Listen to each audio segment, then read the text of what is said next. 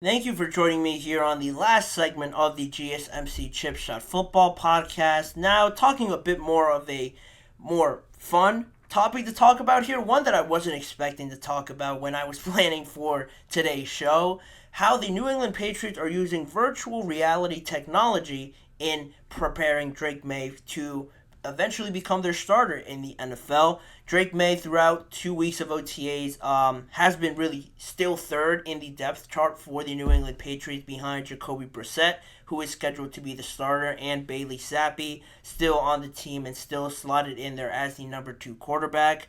It means just a for, potential for limited reps so far through OTAs because he is working with the third team.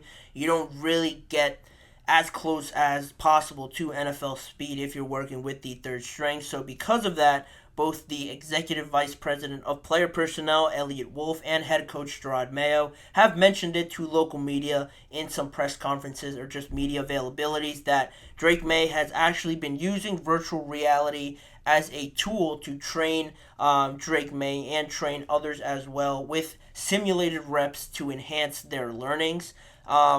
Pretty rare and pretty unique strategy to implement here for Drake May. I've never seen it be done with an NFL rookie quarterback, especially one with a lot of pressure on their shoulders, like Drake May was, a top three pick in this year's draft.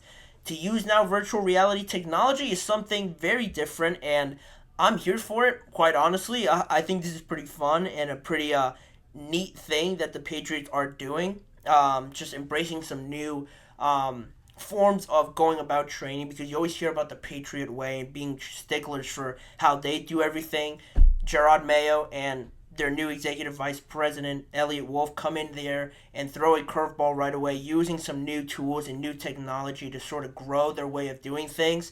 I'm always a fan of change and doing things outside the book, and it really piqued my interest as to how this could all work for Drake May and, you know, some people around the NFL or close to the New England Patriots, specifically NBC Sports Boston Sports Tonight. They had a show recently and they actually talked about this topic at hand. And one of their co-hosts, Mike Fegler, Felger, brought up how the owner Robert Kraft was an owner of the Boston Uprising, an esports team based in Boston, and they, just to say the least, were not fans of Drake May using virtual reality to sort of get ready to be an NFL caliber starting quarterback in the NFL.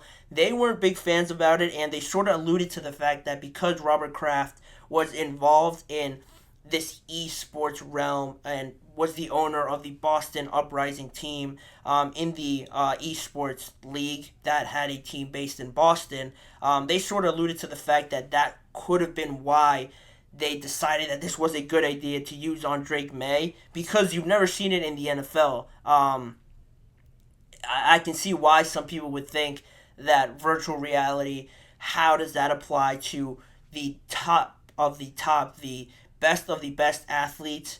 To have virtual reality, not many people will buy into that really helping their quarterbacks if they're going up against some of the best athletes, some of the best minds in the game. How much really could virtual reality help out and prepare them to play against grown men out there who are against some of the best athletes in the world?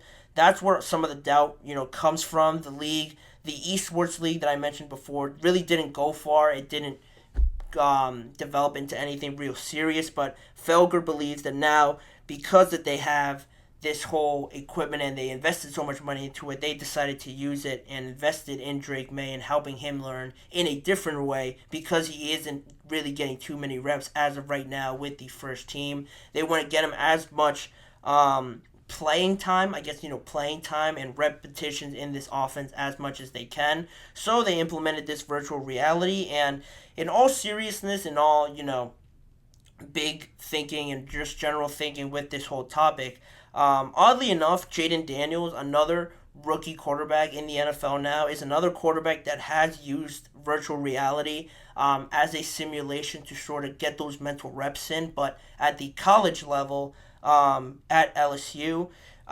You dig deeper into this and you get some more information on it, and you find out that LSU's Jack Marucci Jack Marucci is LSU's director of athletic training. He made an appearance on the NFL Network's Move the Stick podcast, and he gave a detailed explanation as to how LSU used actually a similar system to this virtual reality technology in their time with Jaden Daniels, and how that really helped him a lot in his development at LSU.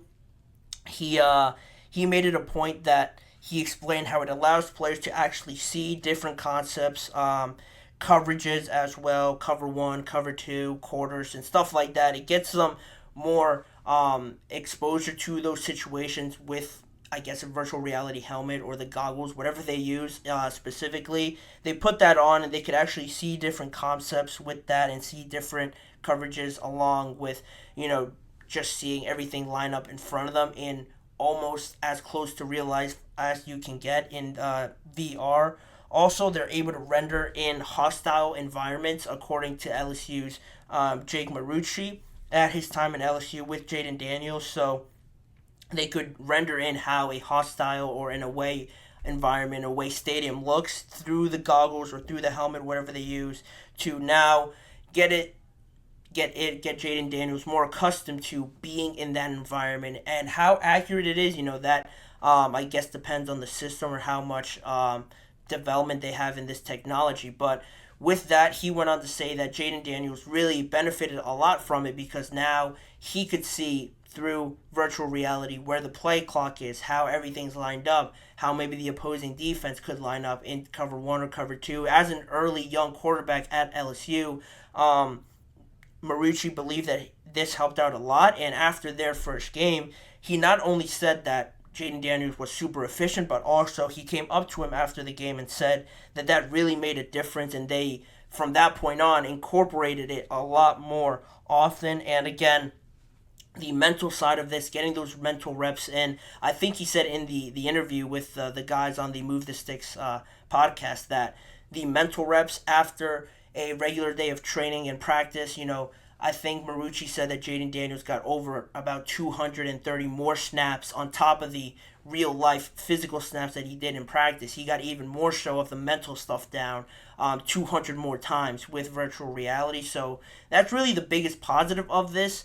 And the biggest caveat with all of this and how successful it was with Jaden Daniels, it was at a college level. So that obviously is a major point to bring in here because, again, college is not the NFL, obviously. So to use it here with Drake Maye, is it a risk? I like the fact that they're doing it. I like the different implementations and strategies that they might be using to develop a quarterback. But it does make me uneasy, honestly, that you're going to be playing out there against some grown men, some of the best athletes. So maybe this won't be, and I don't expect it to be the main source of how they develop Drake Maye. I think that's the most important part. But right now, in the very, very early process of the offseason, it doesn't hurt to get Drake Maye more mental practice with seeing some opposing defenses, how everybody's lined up, how they move and maneuver themselves through this virtual reality technology.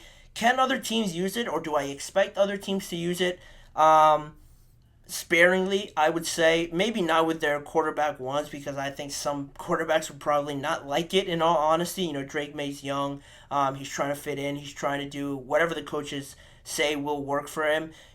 He'll try virtual technology. He'll try the VR. Why not?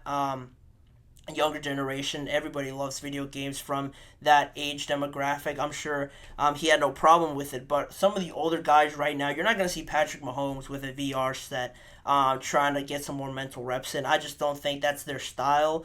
Can it be incorporated a little bit more? I'd hope so. I think that would be pretty funny and pretty interesting to see if it actually does make a huge difference, but right now it's still in its infant stages, and I don't think it'll really gain too much traction right now, but maybe we'll get a funny picture of Drake Maye wearing the VR set and working out through some coverages. I wonder if he's out there wearing those helmets and those goggles out there on the field. That would be pretty funny to see him just going through the motions with the headset on. But in all seriousness, again, it is something different. It can't hurt, again, to have Drake Maye going through the mental reps at this point of his development. Now, if he goes out there on the field and maybe he surprises a lot of people and performs well, we all know what to blame it on, what to provide the explanation to, it is because of the virtual reality technology. That's what I would say if I was Drake May and he was impressing a lot more people. But it is something interesting being brought into the NFL, I guess. Gerard Mayo bringing in some new strategies here with Drake May and how they develop him. Will it continue? That is to be determined. But for right now, it can't hurt. And also, that'll probably do it for this episode of the GSMC Chip Shot Football Podcast. I want to thank you guys for joining me on today's episode of the show. And please remember to like, follow, and subscribe to the show as well. And make sure to also follow us on Facebook, Instagram, X, and TikTok for more of this network's content. If you want to see more of me and this show, check out the GSMC Sports Network channel and the GSMC Podcast Network channel on YouTube for YouTube Shorts that are posted daily. All the live shows, full shows, are recorded and posted on both channels, as well as the individual segment videos as well. If you don't have time to watch an entire show, you can tune in to a specific part of the episode as well. And as a reminder, tune in every weekday at 6:30 p.m. Eastern Time for more football discussions and NFL conversations with me, Manny Maradiege, as your host. Thanking you guys for joining me. I hope you guys all have a great weekend, and I'll see you guys back here on Monday to kick off the month of June.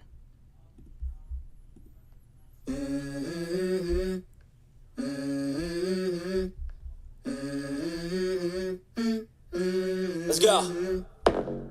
I wake up to a little bit of drool on my pillow, feel like it's gonna be a bad day. Yeah, I'm tired of shit, and the coffee ain't hit yet. Damn, ain't that great. I don't wanna go to